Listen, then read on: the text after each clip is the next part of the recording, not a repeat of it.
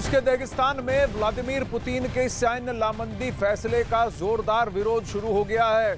Dagestan में एक बार फिर प्रदर्शन हुए हैं। इस दौरान प्रदर्शनकारी और पुलिस आमने सामने आ गए। 100 से ज्यादा प्रदर्शनकारियों ने हाईवे को जाम कर दिया। विरोध को काबू करने के लिए पुलिस को आंसू गैस के गोले भी दागने पड़े।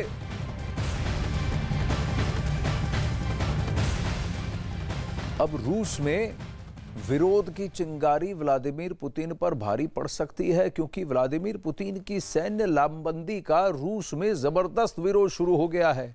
कई जगह हिंसक झड़प हुई है। ऐसे में सवाल ये उठ रहे हैं कि क्या यूक्रेन से युद्ध लड़ने वाले व्लादिमीर पुतिन खुद गृहयुद्ध में ना घिर जाएं?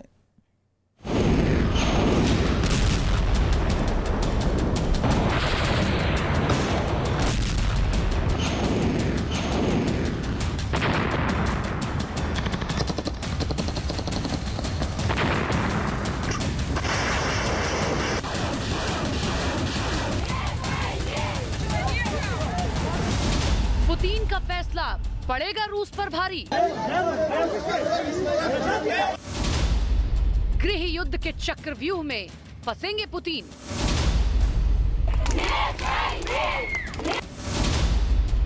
पुतिन के फैसले से रूस में त्राहिमाम।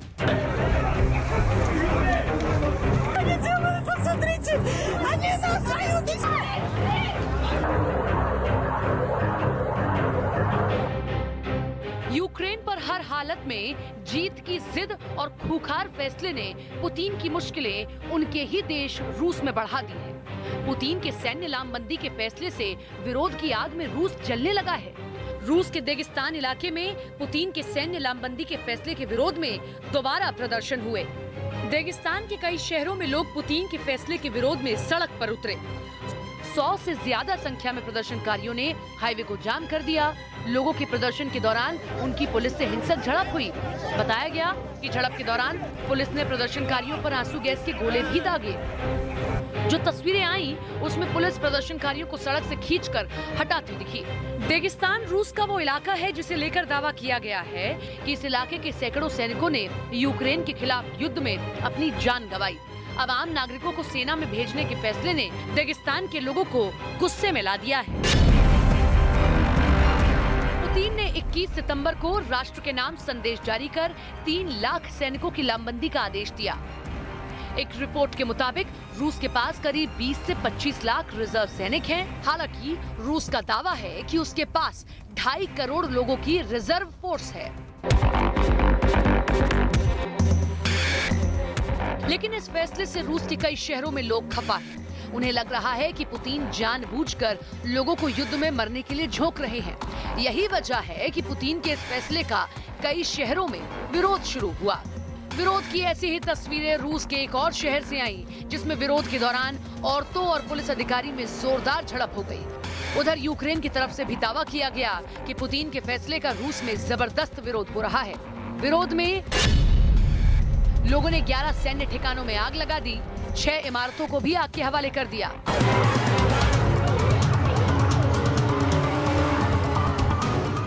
पुतिन हर हालत में यूक्रेन पर जीत हासिल करना चाहते हैं। इसके लिए एक तरफ उन्होंने सैन्य लामबंदी का फैसला लिया, तो दूसरी तरफ यूक्रेन के कब्जे वाले इलाके में जनमत संग्रह कर रहा है। इन दोनों फैसले का एक ही मकसद है कि वो यूक्रेन के ज्यादा से ज्यादा हिस्सों को रूस में शामिल करना चाहते हैं। साथ में युद्ध में सैनिकों को हुए नुकसान की भी भरपाई करना चाहते हैं। लेकिन उनका फैसला उन पर ही भारी पड़ता दिख रहा है।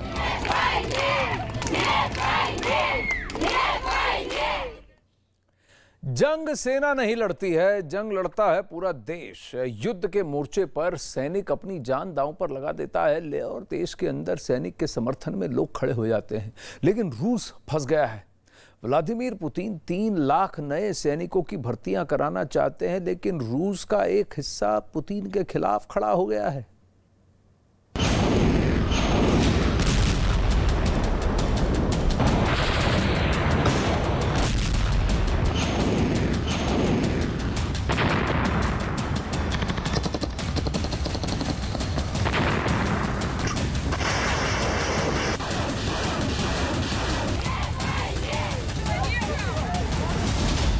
पुतिन यूक्रेन को तोड़ देना चाहते हैं और ज़ेलेंस्की रूस को तोड़ देना चाहते हैं।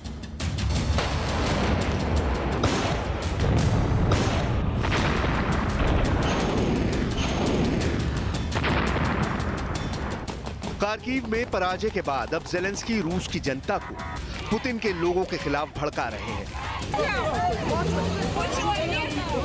और ज़ेलेंस्की के टारगेट पर है देगिस्तान, जहां का कल्चर रूस के कल्चर से काफी अलग है। देगिस्तान एक ऐसी जगह है जहां से हमेशा रूस के खिलाफ विद्रोह होता रहा है और एक बार फिर ज़ेलेंस्की ने देगिस्तान पर अपना शब्द जाल फेंक दिया है और इसका असर भी शुरू हो गया है। आखिर क्यों देगिस्तान को रूस की फाइटर्स फैक्ट्री माना जाता है और कैसे रूस के अंदर ही ज़ेलेंस्की ने पुतिन को झटका दिया, ये तो आपको बताएंगे ही, साथ ही ये भी समझाएंगे कि आखिर क्या वजह है कि यूक्रेन एक ही दिन में रूस के 4 लड़ाकू विमान गिराने में कामयाब हो गया। आखिर पुतिन के पायलटों की कौन सी कमजोर नस ज़ेलेंस्की की फौजों ने दबा दी है, सब आपको बताएंगे। लेकिन सबसे पहले आपको ले चलेंगे देगिस्तान, जहां पुतिन के खिलाफ जोरदार विरोध शुरू हो गया है और दावा यह किया जा रहा है कि देगिस्तान के अंदर जनता के गुस्से के पीछे असली मास्टरमाइंड ज़ेलेंस्की है। सबसे पहले मैप में देगिस्तान की लोकेशन देखिए। देगिस्तान का इलाका रूस के दक्षिणी हिस्से में आता है। ये रूस का ही एक प्रांत है, लेकिन इसे रूस की सरकार ने गणराज्य की मान्यता दी है। देगिस्तान का एरिया 50,000 स्क्वायर किलोमीटर है, लेकिन देगिस्तान का कल्चर रूस के कल्चर से अलग है। देगिस्तान एक मुस्लिम बहुल इलाका है, जहां सुन्नी इस्लाम की विचारधारा काफी प्रभावी है।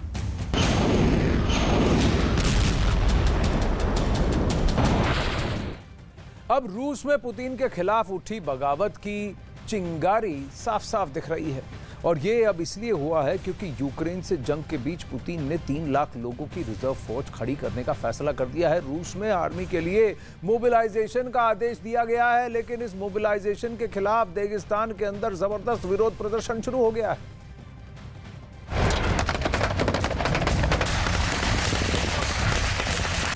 देगिस्तान के लोग युद्ध प्रिय माने जाते हैं। भौगोलिक परिस्थितियों की वजह से देगिस्तान के लोग काफी मजबूत कद काठी के होते हैं और यही वजह है कि पुतिन चाहते हैं कि देगिस्तान के इलाके से ज्यादा लोग रूस की आर्मी में शामिल होकर यूक्रेन के अंदर अपना जौहर दिखाएं।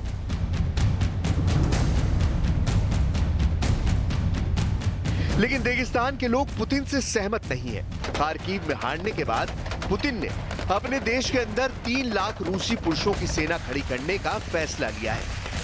रूस में आर्मी के लिए मोबिलाइजेशन किया जा रहा है, लेकिन इस मोबिलाइजेशन के खिलाफ देगिस्तान के अंदर जबरदस्त विरोध प्रदर्शन शुरू हो गया है।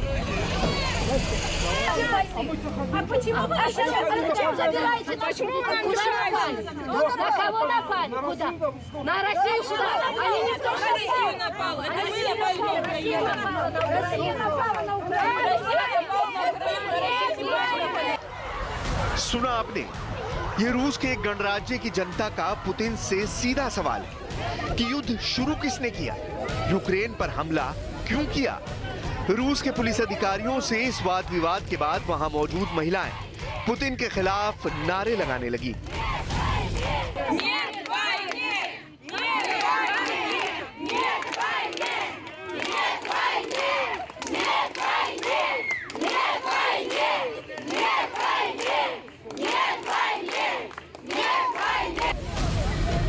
बात सिर्फ इतनी ही नहीं है, देगिस्तान में ये प्रदर्शन इसलिए भी पुतिन के लिए बहुत बड़ा झटका है क्योंकि देगिस्तान को रूस की फाइटर्स फैक्ट्री कहा जाता है।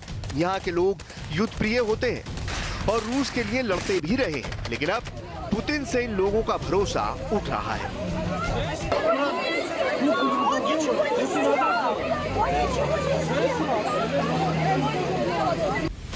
और पुतिन के रास्ते में कांटे बिछाने वाले हैं ज़ेलेंस्की, जिन्होंने देगिस्तान की जनता को पुतिन के खिलाफ अपने बयानों से और उकसाया है।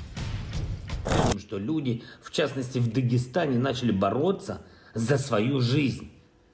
Мы видим, что они начинают понимать, что это вопрос о жизни, об их жизни. Зачем их мужьям, братьям, сыновьям погибать на этой войне?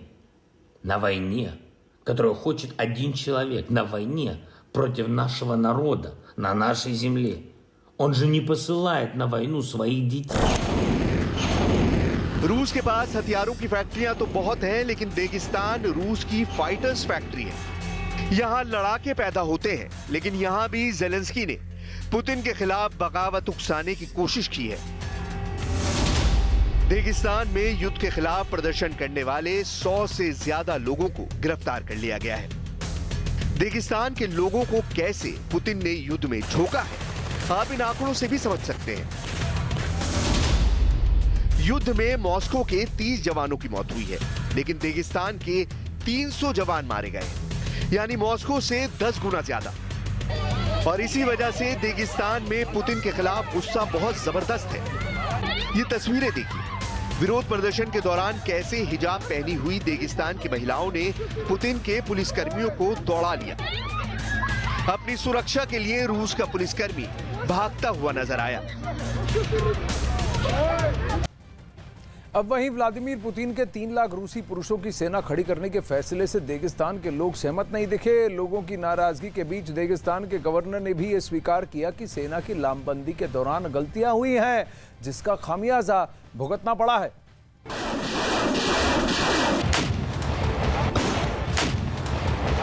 लोगों का गुस्सा कम करने के लिए देगिस्तान के गवर्नर सरगई मेलिकोव ने रविवार को स्वीकार किया कि सेना की लामबंदी के दौरान गलतियां की गई हैं, और इस मुद्दे को भी ज़ेलेंस्की ने कैच कर लिया। Ще раз хочу наголосити, вихід є, не підкорятись злочинній мобілізації, тікати або здаватись в український полон за першої ж нагоди. Прошу усіх наших друзів в інформаційній сфері підтримувати поширення цього заклику.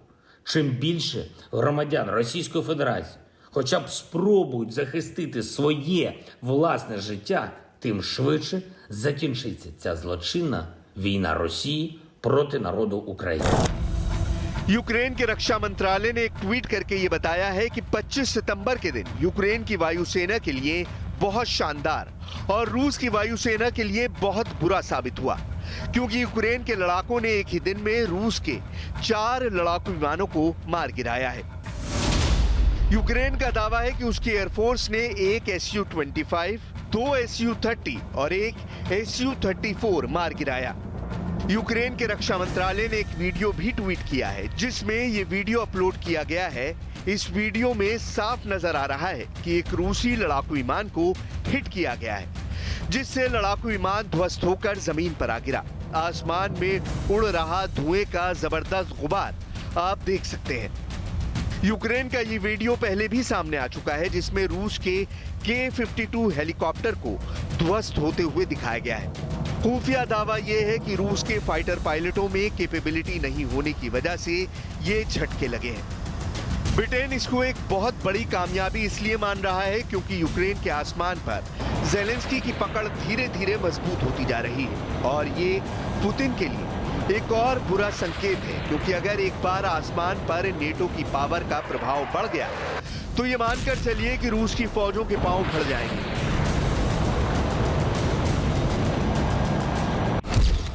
रूस के ये सभी लड़ाकू विमान यूक्रेन के सैनिकों ने NK-38 इग्ला से ध्वस्त कर दिए हैं। ज़ेलेंस्की ने अपने एक लड़ाके को मेडल भी दिया, क्योंकि उसने अकेले ही रूस के 6 लड़ाकू विमानों को मार गिराया है। रूस को ईरान से जो ड्रोन्स मिले हैं उन पर भी आफतें आई हुई हैं। यूक्रेन की तरफ से एक वीडियो रिलीज किया गया है, जहां ईरानी ड्रोन्स को ध्वस्त करते हुए दिखाया गया है। ये ईरान का फिदाइन ड्रोन था, जिसको यूक्रेन ने नष्ट करने का दावा किया है। कुल मिलाकर यूक्रेन का मोर्चा पुतिन को रास नहीं आ रहा है। रूस के अंदर भी जंग की वजह से पुतिन का विरोध हो रहा है, और यूक्रेन के युद्ध में खार्किव के अंदर रूस की आर्मी को मुंह की खानी पड़ी है।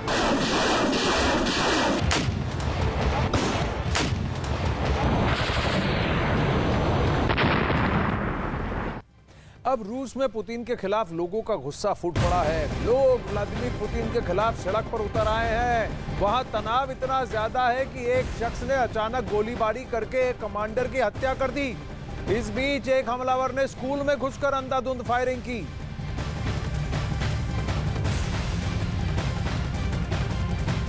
रूस में समाज के अंदर इस तरह की विकृतियां दिखने को अब आ रही है। जैसे ही व्लादिमीर पुतिन की नीतियां और सख्त होती जा रही हैं, वहां रूस में लोगों का भी गुस्सा अब गलत कामों पर और गलत तरीकों से दिखता हुआ लग रहा है। लोग सड़क पर उतर आए। तनाव इतना ज्यादा कि एक शख्स ने अचानक गोलीबारी कर दी। वही हमलावर ने स्कूल में घुसकर अंधाधुंध फायरिंग की। अखाड़ा में हम आपको धन्यवाद देना चाहते हैं। धन्यवाद इसलिए कि टीआरपी की रेस में न्यूज 18 इंडिया की बादशाहत बनी हुई है। लगातार आपका पसंदीदा न्यूज चैनल और आपका पसंदीदा शो न्यूज 18 इंडिया और अखाड़ा आज तक से अब बहुत आगे निकल चुका है। हर हफ्ते आज तक और पीछे होता जा रहा है। न्यूज 18 इंडिया को आज तक से 25% ज्यादा दर्शकों ने देखा है। न्यूज 18 इंडिया के लिए दर्शकों का प्यार बढ़ता जा रहा है। न्यूज 18 इंडिया को आज तक से 1,49,00,000 लोग ज्यादा देख रहे हैं और ये बहुत बड़ा फासला है जो हर हफ्ते और बढ़ता जा रहा है। प्राइम टाइम में न्यूज 18 इंडिया के आसपास कोई भी नहीं है। न्यूज 18 इंडिया के पास 14.8% मार्केट शेयर है, जबकि महज 11.5% के साथ आज तक बहुत पीछे है। प्राइम टाइम में न्यूज 18 इंडिया को आज तक से 29% ज्यादा लोगों ने देखा है। टीआरपी की रेस में जी न्यूज और एबीपी न्यूज मिलकर भी न्यूज 18 इंडिया के बराबर नहीं पहुंच सके हैं। आपका भरोसा हमें लगातार बना रहा है। देश का नंबर 1 न्यूज चैनल